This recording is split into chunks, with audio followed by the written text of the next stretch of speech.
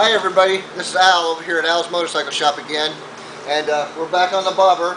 And as you can see, we moved it over here to the bike stand, or the bike lift, and we got the rear wheel on and everything like that. And I want to explain something to you. If you could bring the cameraman, can bring it over here. We got the cameraman today. Yeah, cameraman. Anyway, I'm setting up the oil lines on this thing now right here, and the oil lines are real critical on these bikes because the way the chain case is designed is to circulate oil through the primary chain and back to the oil pump, to the oil filter, and then to the oil bag.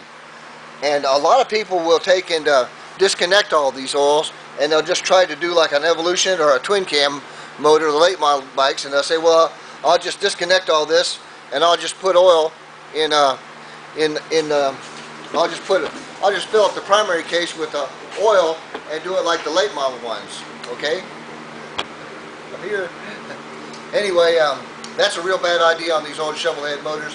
The shovel head and the pan heads, you don't want to do that because the oil circulating through there, it doesn't go through the motor. It goes through the oil pump and to your oil filter, and the filter filters everything out. And then it goes back to your oil bag. That oil in that primary case helps cool your chain. The guys that made this stuff and designed this stuff way back when, in the 40s and 50s and 60s, you know, they did know what they were doing. And when we were young, we thought, well, we'll fix them, we'll make it better. Well, we didn't make it better, we made it worse. A lot of guys burn up their primary chains, burn up clutches. You know, they get the creepy clutch and pull the clutch in, put gear in the bike and want to jerk forward. You know, you got a red light there and you're trying to get, oh man, train's going. Well, anyway, that's crazy. You go ahead and put it back the way the factory had it, you know, and then your clutch, your primary chain, and everything will work properly. All right. So now, if we want to step around over here on this side of the bike. Oh yeah, there's one more thing I want to show you. Anyway, on this bike, what I'm doing is I'm putting the exhaust system, and if you can see this is called an S pipe. And what it does is it fits underneath the motor, between the frame, right? Now on the later model shovel head motors, the pipe came down this way through here and not underneath the frame. So on this particular bike, because I'm using these up sweep, the pipes sweep up, I went with the S pipe because it gives you a lot more clearance down in here. Your foot doesn't rub up against the pipe. And, you know, then your tennis shoe marks are all over the motorcycle. Anyway, let's take a look at that primary side. Turn that fan off. Okay. Okay, we got the chain case. You know, if you look up the book, this is not a primary case, this is a chain case. On these old motors, if you have a book, which I always have a book right here, whenever I'm doing a lot of this stuff, I keep the book for reference because I don't care who you are, you can't remember everything, and you need some reference. That is, if you want to put the bike together properly. Anyway, this chain case, when you put this chain case on, you have to leave the motor bolts and the transmission bolts loose.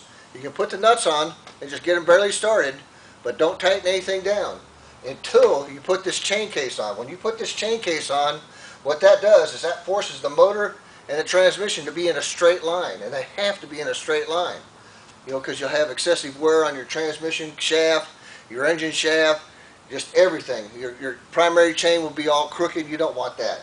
And a lot of guys will eliminate all this stuff and they'll put a belt drive and they won't align the motor and transmission. Bad idea. Of course, the newer belt drive ones have a little piece of aluminum that bolts together and that aligns it for you.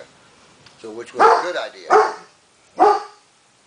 Yeah, that's my dog. He's a guard dog. Anyway, Victor, come over here.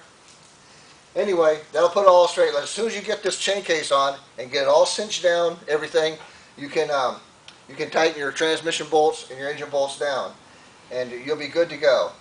On the bendix on this thing, the bendix and the solenoid on these shovel head motors is very critical.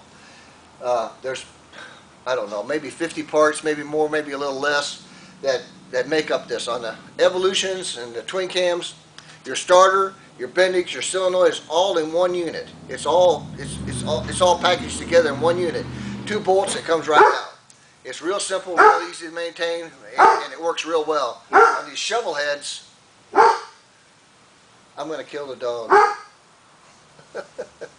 Anyway, on these shovel heads, the Bendix and the solenoid they're real complicated, and if they're not put together properly, I've actually seen this happen where guys they'll crank the bike and the battery will go dead. It'll go a little low, and then the solenoid won't kick out. So the switch is closed. The solenoid is a switch. It's an electrical switch, and that thing will stay closed, and they'll put a short circuit between your battery and your starter, and that wire that connects those two, it'll catch on fire. And so, like, you come out of the bar, you'll be half drunk, and you know, your bike's on fire. You know, what the heck? But I've actually seen that happen. So this is why I keep fire extinguishers here in the shop. So anyway, this is Al at Al's Motorcycle Shop. Until we meet again, woohoo!